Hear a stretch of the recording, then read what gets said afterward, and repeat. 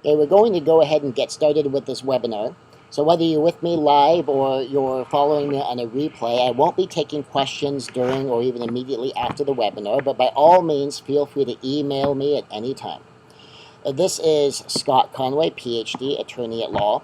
The webinar that you are here for is 3 ways your business entity can fail you.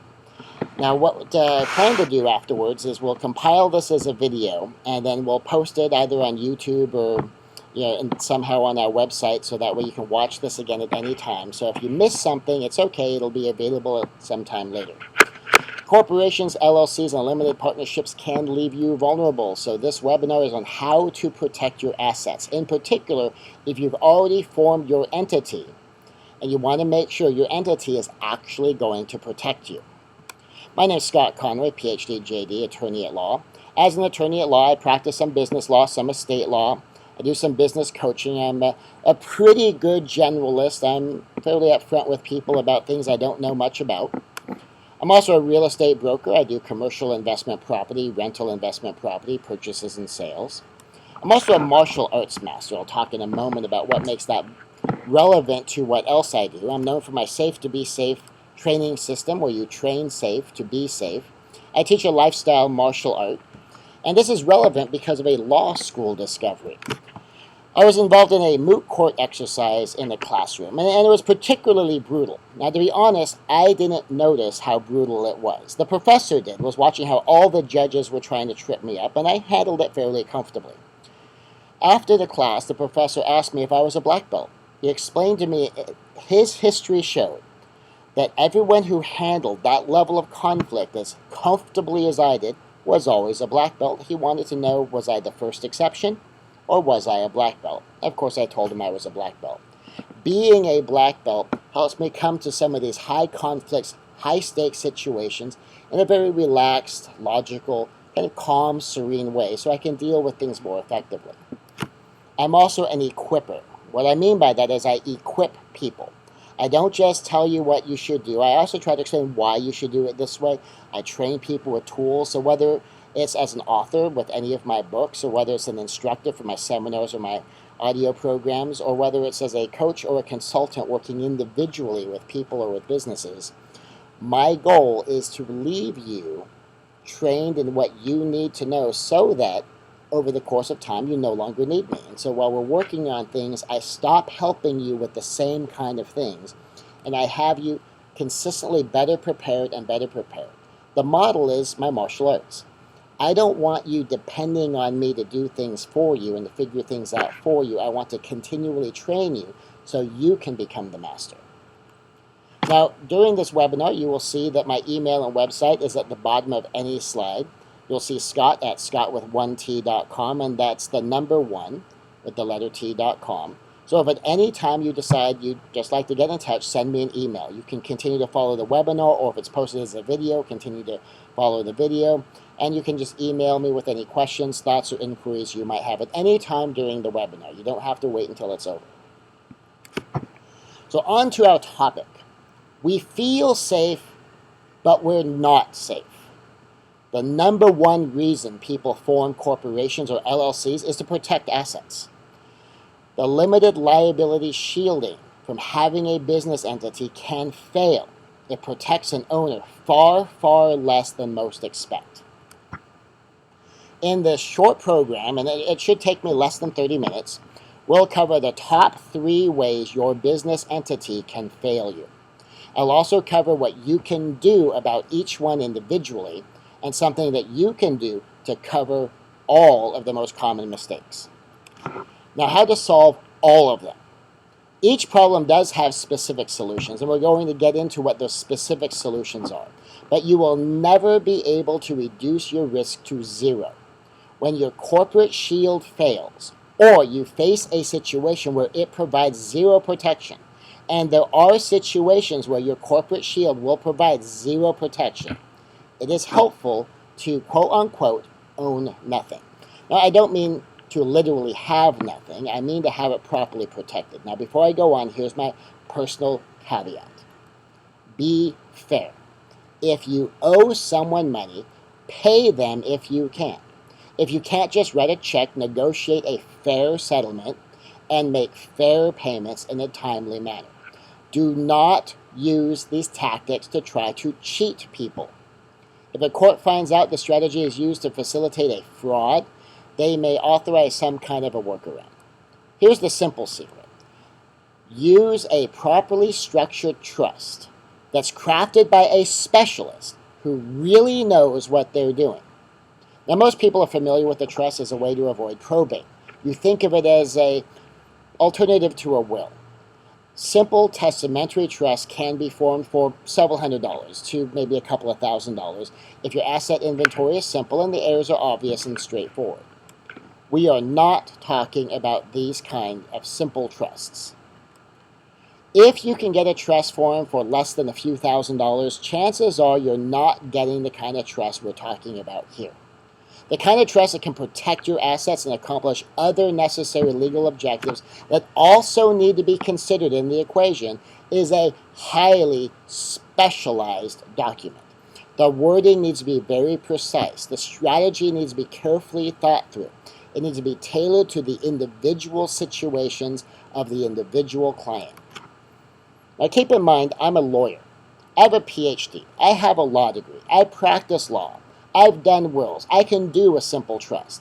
I probated estates as a lawyer and as a real estate broker. I've been involved in multi-million-dollar transactions. Even with all of that, I would not dare attempt to draft one of these trusts on my own. Even with my experience, even with my exposure, even with my background, even as comfortable as I am with estates and multi-million-dollar transactions, I would not dare attempt to draft one of these trusts on my own. I work with highly specialized co-counsel with particular expertise in these trusts. My co-counsel keeps up on the latest changes in the law. The wording must be very specific. If it's a will and it's being probated, the judge will attempt to determine the intent of the person whose will it is. When it is a trust, it goes by what is the exact legal meaning of the exact words used. So the wording must be very specific. A single case decided by a relevant court can dramatically transform what is required in a document. Now here's a quick example. I was updating an existing trust for a client, and like a smart lawyer, I checked in with my specialist before I issued the update. As it turned out, something we used to accomplish with a couple of sentences had changed. To do the same thing now required a page and a half of specific clauses to cover all the potential side issues with what used to be a very simple thing. Now, without my co-counsel's expertise, my client's estate would have been at risk. So when you hear me talk about a trust later on, don't think of a substitute for a will kind of trust just to avoid probate. What I'll be talking about are highly specialized, very technical, very precise documents that require the expertise of an experienced expert. With all that said, let's dive into the top 3 problems and easy solutions. If you would already like more information on how to more fully protect your assets for your family, you can email me while you keep watching, scott@scottwith1t.com.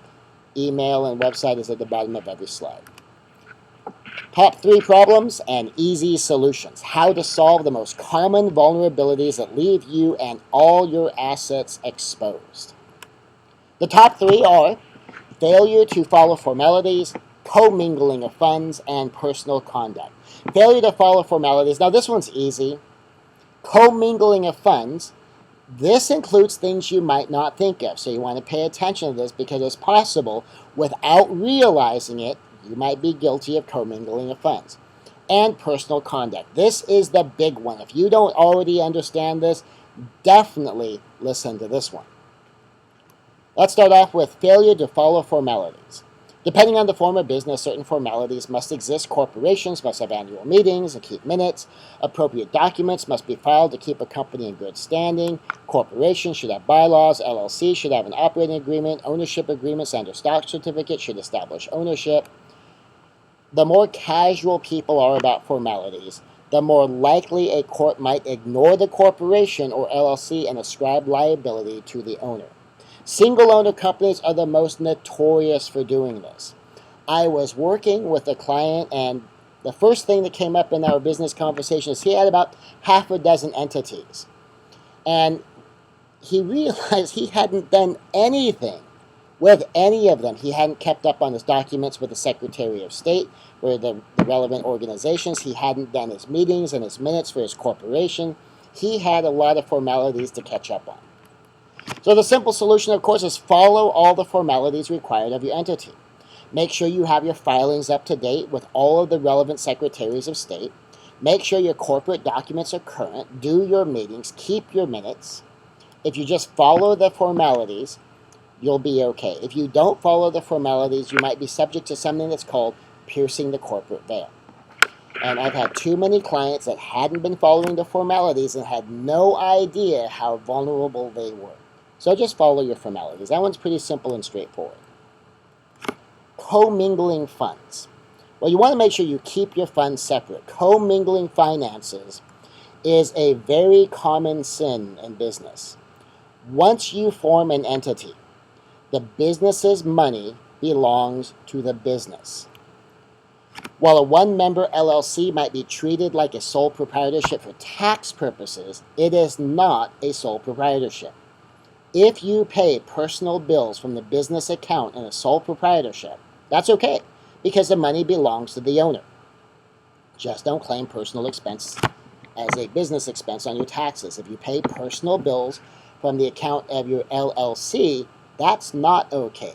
The LLC is a separate entity, and if it's paying your bills, that could be commingling of funds. Now here's an okay solution.